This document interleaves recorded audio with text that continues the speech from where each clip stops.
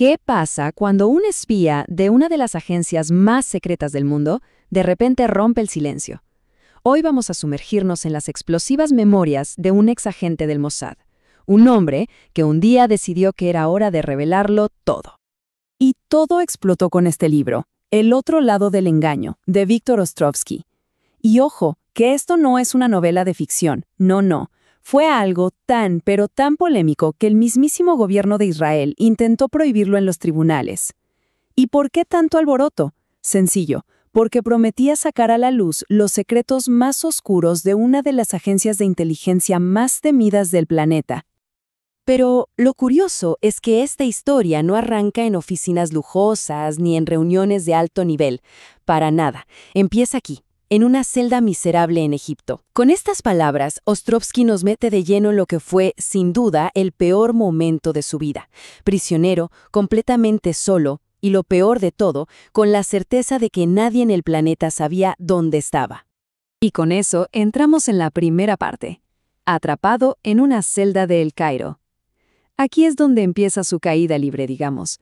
Y claro, la pregunta salta sola. ¿Cómo es posible que un agente condecorado del Mossad termine así, abandonado a su suerte en una cárcel egipcia? Y los detalles que da son de terror. Un hedor insoportable, un baño primitivo, lleno de cucarachas, una cama de hierro que parecía estar ahí para siempre. Cada palabra te sumerge en ese ambiente de pesadilla, de abandono total. Esto no era una película de espías, para nada. Era su cruda realidad. Y es justo ahí, en ese instante, que todo se viene abajo. Es el punto de quiebre. La organización a la que le había dedicado su vida entera, el Mossad, no es que no lo fuera a rescatar, es que ni siquiera sabía que había desaparecido. Imaginen eso. Es el abandono más absoluto que se pueda concebir. Ahora, para entender cómo se llegó a ese punto, a esa celda, hay que dar un paso atrás. Vamos a la sección 2. La vida como agente del Mossad, un camino que iba del más alto honor a los actos más oscuros. Miren, al principio, para Ostrovsky, ser del Mossad era lo máximo, el mayor logro que alguien podía alcanzar. Era casi una vocación sagrada. De verdad él se sentía en la cima del mundo, sirviendo a su país, a un ideal patriótico. Esa era su mentalidad. Pero claro, la realidad del día a día chocó muy pronto con ese ideal. Por ejemplo, en un ejercicio de entrenamiento. El objetivo no era, digamos, desactivar una bomba o algo heroico, no. La misión era contactar a una secretaria, seducirla para sacarle la combinación de una caja fuerte y luego meterse en su oficina. La moralidad, pues, quedaba en un segundo o tercer plano. Todo era manipulación y engaño puro y duro. Y la cosa no era solo psicológica, ¿eh? El entrenamiento físico era brutal, con golpizas de verdad para prepararlos para lo peor. Pero la clave no era aguantar los golpes, sino la fortaleza mental. Les enseñaban a quebrar al interrogador con una táctica simple pero que te vuelve loco. Repetir una y otra vez, ¿me estás hablando a mí? Pura guerra psicológica. Y aquí es donde todo cambia. Sección 3. Cuando una operación sale mal, una sola misión que falló fue suficiente para convertirlo de un agente valioso a un cabo suelto. Y ya sabemos lo que pasa con los cabos sueltos. Todo se vino abajo con lo que se conoció internamente como el desastre chipriota. Era una operación encubierta en Lárnaca que salió, bueno, horriblemente mal. Los detalles son complicados, pero el resultado fue muy simple. El Mossad necesitaba un chivo expiatorio y Ostrovsky fue el elegido. Y así nomás, de un día para el otro, todo terminó. La misma organización a la que le entregó su vida ahora lo votaba como si nada. Con esas pocas palabras a su esposa Bella, me echaron. Su mundo se hizo pedazos.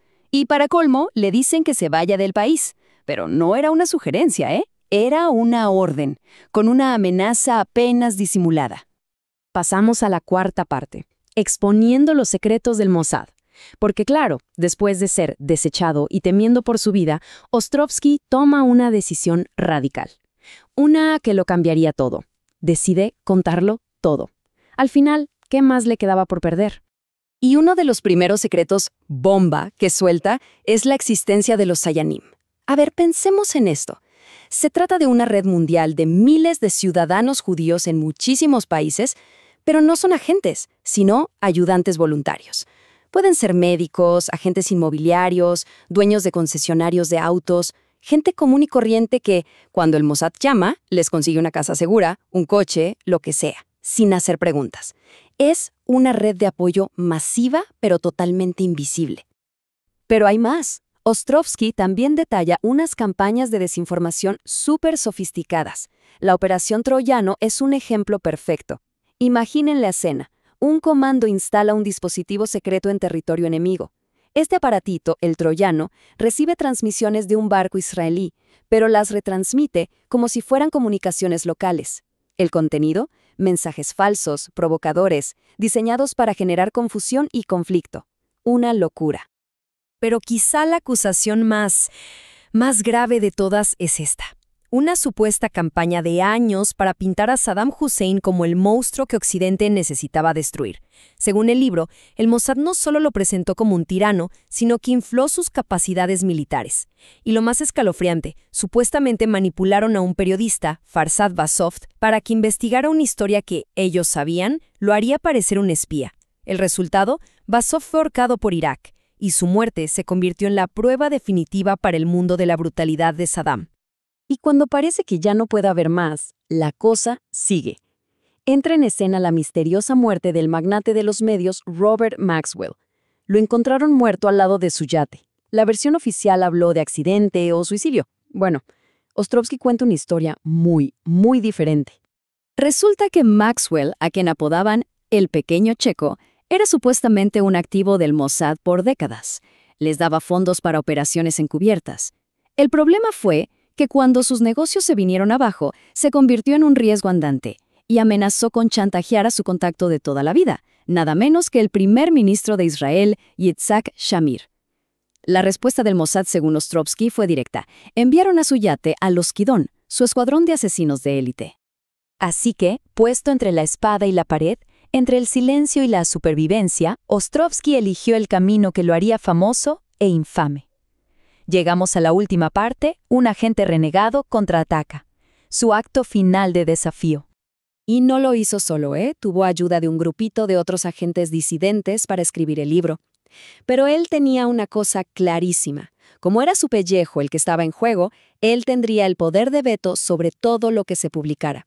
La última palabra sobre qué secretos saldrían a la luz sería suya, y de nadie más. Pero hay que entender algo. Escribir este libro no fue solo por venganza, no. Para Ostrovsky era su póliza de seguro. La lógica era súper simple. Si se hacía público, si todo el mundo conocía sus acusaciones, cualquier accidente que le pasara ya no parecería un accidente. Al contrario, sería la prueba de que todo lo que dijo era verdad. Básicamente, usó la fama como un escudo protector. Y todo esto nos deja con una idea final. Una frase que un contacto de la OLP le dijo una vez a Ostrovsky. En el mundo del espionaje, en ese juego de espejos, de engaños y contraengaños, las líneas se empiezan a borrar. Los enemigos terminan pareciéndose, usando las mismas tácticas, se convierten en un reflejo del otro. Y la pregunta que el libro deja flotando en el aire es, en medio de toda esa oscuridad, ¿quién es realmente quién?